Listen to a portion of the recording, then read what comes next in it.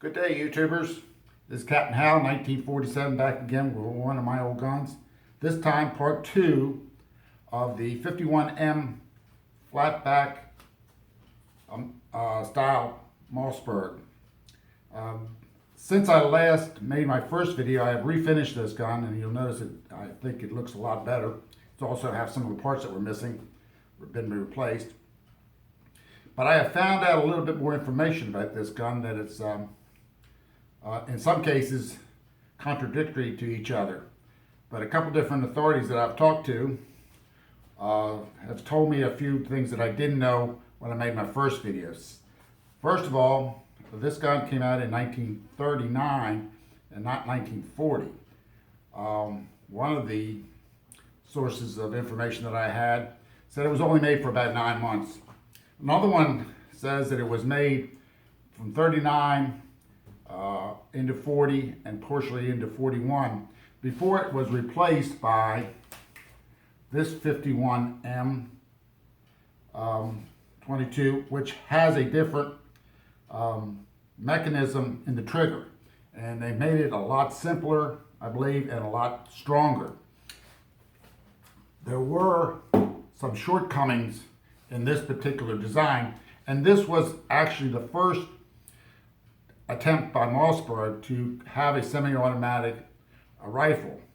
It originally had been designed, it took about 4 or 5 years for it in design work.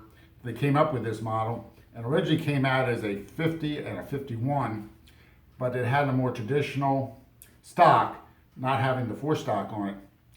I'm not sure, but the first 100 or first 1,000 that were made went to Spiegel. Now, I don't know whether Spiegel requested this Mankler style stock or whether it was Mossberg's idea. But for a while, this gun was handled by Spiegel. Spiegel had asked for a few different changes. One of the things was that they wanted us to be drilled and tapped up here to receive a scope. Now this gun here is drilled and tapped in 2 different places. One here with the traditional side mount, and then there is a drilled and tapped at the top of this particular gun, which was what Spiegel liked, and that's the type of mount that they use for their particular scopes. This gun is unloaded. It does not lock back like the other models do, and it has a few different changes inside. One of them is the spring-loaded leaf spring that controls the feed for the shells being fed into the receiver. I think it has a tendency to become weak and to break at some point. But this gun now, since I last showed it to y'all, I've redone the stock. Again, I don't like to take off the actual finish. I just like to clean them, and then I usually use tung oil on them. This has 4 or 5 coats. I have refinished the gunmetal on it. I've used, in this case, Duracoat, and it's their blue-black polished finish, which comes in a can. A little pricey, but it does a nice job, and it is, for me, easier to apply than trying to do an actual bluing job. I have a real tough time getting any type of good results. Here, you're just basically spray painting. It takes about 2 to 3 weeks for the paint to completely cure, but as longer it's on there, the better the paint becomes, the harder it becomes, and it supposedly becomes resistant to any types of scratches, regular abuse that you might have on any kind of weapon. But this gun here was really only made for a short period of time. Unfortunately, they do not know how many were made, because for some reason the records were lost at Mossberg at some point because of a moving or whatever, The only thing that they do know is there were certain logs kept by certain production supervisors, and they were able to find out some of the amount of guns that were made. They believe there might have been around 20,000 or so, but that's not really for sure, because while they supposedly were still making this gun, they began making this one, and this one came out in 41 and is shown in the catalog for Mossberg in 1940, and it was produced up to 46, at which point it was replaced by this 151M, and this one was produced up into the late 50s. Again, the trigger mechanism and the bolt mechanism on this one is a little bit different. Again, I assume they did it for a more a better weapon that would hold up better. I don't know. They both seem to shoot pretty well. I've yet to shoot this one here. This one is different from those in as much as it does have the thumb safety here. There is no way to lock open the bolt as in the model of these two, where the bolt safety is located right here. You push in the charging handle and it's in safe and it won't fire. It can also be locked open all the way. Again, it's in safe and you have the bolt open. There is no trigger safety on this particular gun. These are not rare, but they are pretty uncommon. And should you run across one, you might want to consider buying it, because it will be somewhat of a collector's item. It was the first one I found,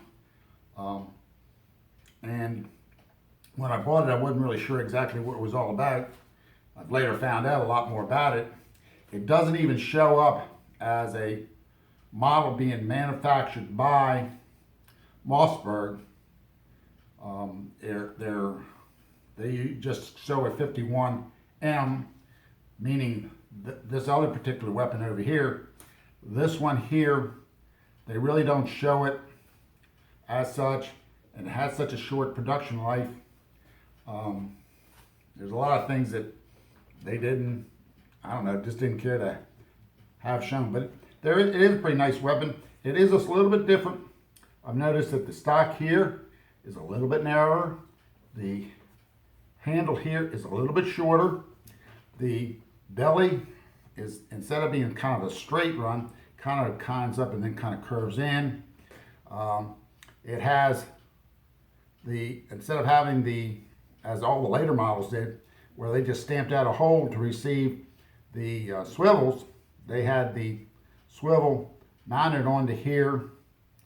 They later dropped that, probably saved themselves 5 or 10 cents, which was a lot of money back before the war. Anyhow, this gun, I have replaced the front sight, which was missing. This is not the original type of sight. I couldn't actually find one of those, so I've gone with this.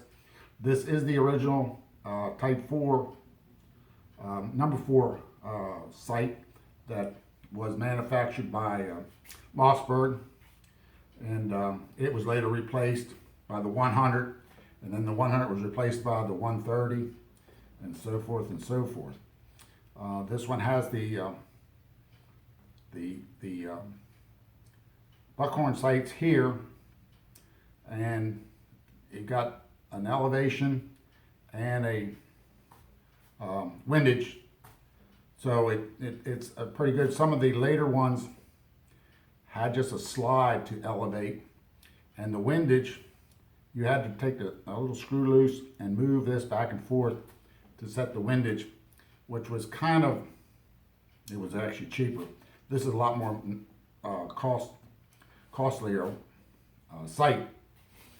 This one here is a little bit more sensitive, I think, and then the later sights were.